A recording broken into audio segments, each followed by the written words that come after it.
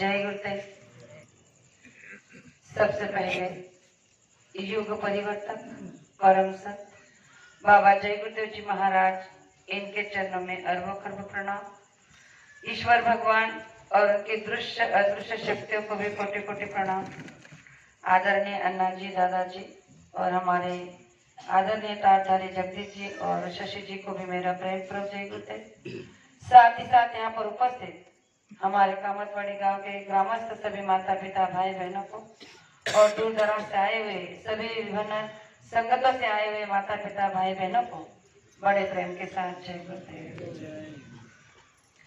मैं ज्यादा समय नहीं लूंगी, केवल 5 मिनट में अपनी बात रखना चाहती हूँ, क्योंकि आज का सत्संग जिस वजह से यहाँ हो रहा है तो उसका निमित्त बताना चाहती हूँ कि आज 2024 का आखिरी दिन है और कल 2025 का हमारे हिंदू संस्कृति और धर्म सनातन धर्म के हिसाब से कल हमारा मराठी यानी कि जो चैत्र महीना शुरू होगा, तो चैत्र से नई चैतन्यता हमारे अंदर आएगी।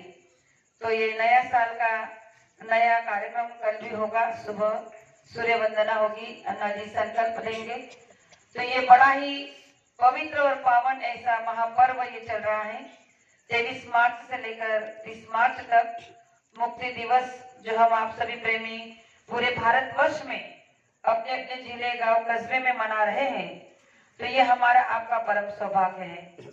और ये सौभाग्य इस कलयुग में गुरु महाराज ने हम आप लोगों को दिया है, तो हमें गुरु महाराज का शुक्रिया अदा करना चाहिए, क्योंकि इतने हजार जो भारतवर्ष में जो प्रेमी है, मानव संख्या है, उनमें केवल हम आप ही लोग चुने गए और इस संकल्प को निभाने का, इस संकल्प को करने का जो हमें रास्ता मिला है, जो गुरु महाराज ने हमें उस लायक समझा है, तो ये हमारा आपका परम सौभाग्य है।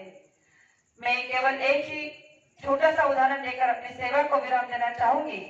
अभी तक हमने हमारे अन्य वक्ताओं से 23 मार्च के बारे में बहुत कुछ सुना, लेकिन मैं एक ही बात रखना चाहूंगी कि सबका निचोड़ केवल एक है, वो है गुरु। कि गुरु अगर बलवान होते हैं, गुरु अगर समृद्ध और पूरे होते हैं, तो इन सभी बातों का एक ही उद्देश्य होता है, और वो है गुरु और शिष्य का प्रेम, गुरु के प्रति हमारी भक्ति, गुरु के प्रति हमारा समर्पण और गुरु शिष्य के प्रति गुरु का कर्तव्य।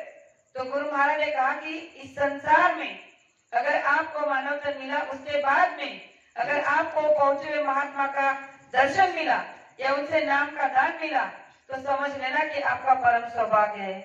तो मैं गुरु की एक व्याख्या छोटे से समय शब्दों में आपको बताना चाहूंगी कि सच्चे समृद्ध पूरे गुरु क्या करते हैं और उनकी कहाँ तक की पहुंच होती है। एक महात्मा जी थे, मतलब जो गुरु थे वो समृद्ध और सच्चे थे। तो उनका एक शिष्य था, वो रोज उनके सत्संग के लिए उनके आश्रम जाया करता था। तो एक दिन सवेरे जब गुरु और शिष्य दोनों आश्रम में टहल रहे थे, तो उस गुरु जी ने उसे कहा कि चलो मैं जरा तुम्हें इस आश्रम का कोना कोना दिखा के लाता हूँ। और उस शिष्य को अपने साथ लेकर उस आश्रम में टहलने लगे।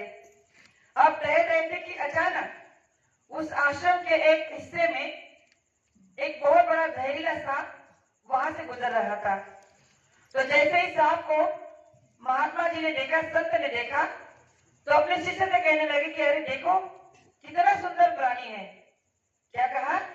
देखो कितना सुंदर प्राणी है, जाओ उसे पकड़ के लाओ। अब आप सोचिए, एक जहरीले सांप को पकड़ना कोई मामूली या साधारण बात है, लेकिन वो शिष्य पूरी तरह से गुरु पर समर्पित था। उसने, आप देखा ना था, जैसे ही अपने गुरु ने उसे आदेश किया कि जाकर उस प्राणी को, उस सर्प को पकड़ लो, तो ये उस पर टूट पड़ा और उसने उसे पकड़ लिया। अब जहरीला सांप था, उसने बड़े खूंखारी तरीके से उसे फन निकाला, फुंकारने लगा, लेकिन एक पहुंचे हुए संत, एक गुरु उसके सामने थे, इसलिए वो कुछ नहीं कर सका और वो अपनी फन को नीचे किए, नीचे उसने अपने फन को नीचे झुका दिया। और शिष्य पकड़कर जब उनके सामने लेकर आया तो बड़ा खुश हुआ, कहने लगा कि देखो गुरुजी, मैंने इस सर्प को जो है पकड़ लिया। तो इन्होंने कहा कि तुम्हें पता है ये बहुत ही भयानक और जहरीला सर्प है, लेकिन देखो तुमने पकड़ा है तो इसने तुम्हें कुछ नहीं किया, इसलिए ये उतना अच्छा भी है। तो अब इसे छोड़ दो, जहां से पकड़ा था वही छोड़ दो। वो शिष्य उस सर्प को पकड़कर जहां पकड़ा था वही जाकर छोड़ाता है। अब जब वो दोनों का जो टहलने का समय था वो खत्म हुआ, शाम हुई, और शाम को जब रात हुई, रात को जब अपने अपने आश्रम में अपने अपने कमरे में सोए थे तो वही सांप उसी शिष्य के कमरे में गया, क्योंकि सांप का एक स्वभाव होता है कि जो कोई उसके मतलब उसकी कोई नाम लेता है, उसे छेड़ता है तो उसे वो डसता जरूर है, तब तक उसे शांति नहीं मिलती, ये उसका स्वभाव होता है। तो जैसे ही उसने पकड़ा था तो उसका चेहरा उसके ध्यान में था। वो रात को उसी शिष्य के कमरे में गया जहां पर वो सोया था और जोर जोर से फुसकारे डाल रहा था, तब से इसकी नींद खुल गई। इसने जैसे ही देखा तो समझ गया कि ये तो वही सांप है जिसको मैंने दिन में पकड़ा था।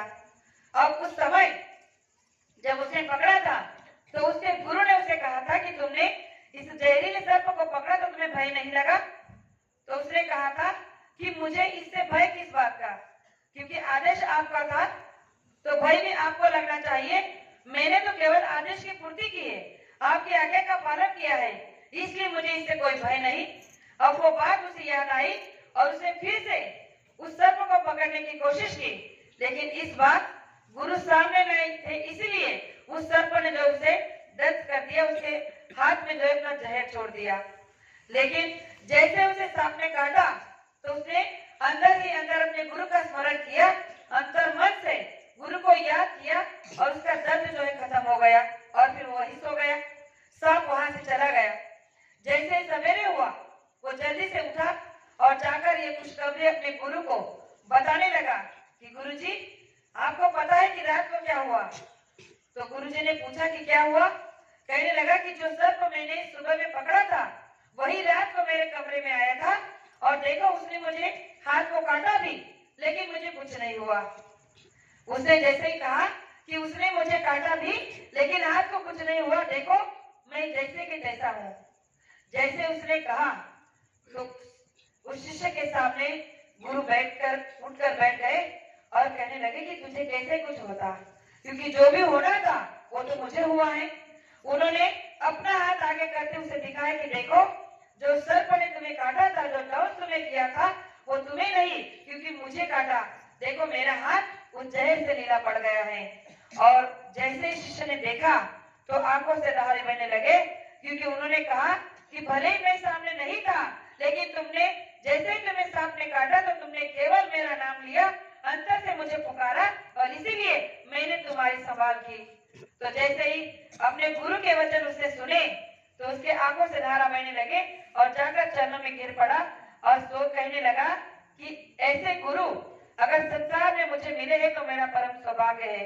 तो प्रेमियों, ये बात गुरु महाराज ने अपने सत्संग में बताते हुए कहा था कि भले शिष्य एक बार गुरु को भूल सकता है, लेकिन गुरु जब एक बार अपने शिष्य को नाम का दान दे देता है तो चाहे वो कहीं भी रहे, देश में विदेश में कहीं भी रहे, लेकिन गुरु उसे कभी नहीं भूलता। इसलिए ये बात हम हमारे जहन में, हमारे दिमाग में बिठा लें कि भले आज हमारे आंखों के सामने गुरु महाराज यहाँ नहीं है, लेकिन जहाँ कहीं भी है तो हम सभी उनके नजर में हैं। तो हमें आपको अब किस तरह से रहना है, गुरु की आज्ञा का पालन किस तरह से करना है, इस बात पर हमारा कर्तव्य निर्भर करता है। तो संसार में हमें भी ऐसे गुरु मिले हैं कि जिन्होंने पल पल हमारी रक्षा की है, पल पल हमारी संभाल की है।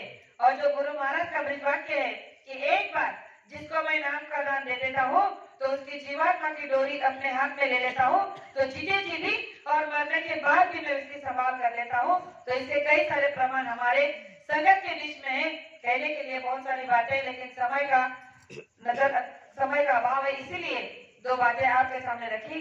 हो सकता है कहने में एक शब्द ऐसा निकल गया हो जो नहीं कहना चाहिए था, तो आपकी छोटी बेटी समझकर माफ करने ऐसे आशा करती हूँ और मेरे दो शब्द को यही विराम देना चाहती हूँ। जय गुरुदेव। और एक बार पुनः सभी संगत का हाथ जोड़कर तहे दिल से कामनवाड़ी संगत की ओर से शुक्रिया करना चाहती हूँ कि आप सभी यहाँ आए, इस कार्यक्रम की, इस सत्संग की आपने शोभा बढ़ाई। इसीलिए हम सभी कामनवाड़ी संगत ग्रामस्थ आप सभी के आभारी हैं। इसी तरह से हर साल का ये सालाना कार्यक्रम है, तो हर साल आप इस कार्यक्रम में अपनी उपस्थिति देकर हमारे कार्यक्रम की शोभा बढ़ाया करें। यही हमारे लिए आपका सबसे बड़ा अनमोल एक गिफ्ट होगा और अनमोल एक भेंट होगी। तो आपकी सेवा में अगर कोई त्रुटि रह गई हो या किसी की सेवा ठीक से नहीं हुई हो तो कामनवाड़ी संगत की ओर से मैं आप सभी से माफी मांगना चाहती हूँ। आप सब माफ करेंगे ऐसे आशा रखती हूँ। जय गुरुदेव।